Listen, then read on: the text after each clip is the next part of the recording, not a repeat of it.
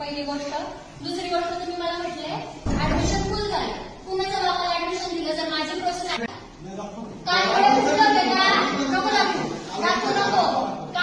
इथं रिपोर्टर्स आहेत. रिपोर्टर समोर 3च प्रश्न करेल.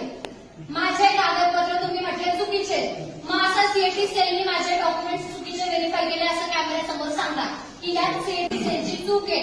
सीएटी सेलनी यांचे डॉक्युमेंट व्हेरीफाय केलेले ते ऑनलाईन व्हेरीफाय झालेले आहेत. त्याला मॅन्युअली व्हेरीफाय करावं लागतं आणि व्हेरीफाय केल्यानंतर जर त्याच्यामध्ये ऑब्जेक्शन आलं तर यांचं ऍडमिशन कॅन्सल होतं आणि कॉलेजला दंड होतो. सीएटी सेलनी डोळे बंद केले होते. मला 4 वेळा राऊंड द्यायला लावला सीएटी सेलनी. तोपर्यंत सीएटी सेल झोपलेली होती आणि यांचं कॉलेजचे डोळे उघडे आहेत. यांनी मला 4 वेळा फेऱ्या मारायला लावल्या ऍडमिशन लेखी दिलं. यांनी मला 4 तास नाही मला 8 तास तिथं थांबवलं. आणि सीएटी सेलकडून चूक झाली.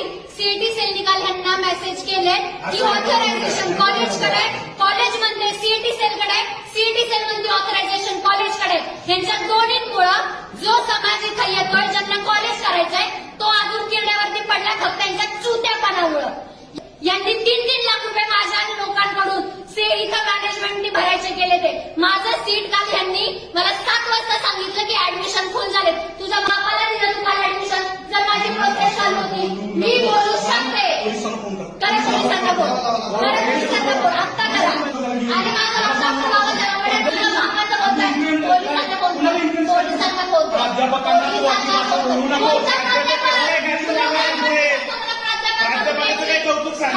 काल बोलतोय तुझं ऍडमिशन नाही होत.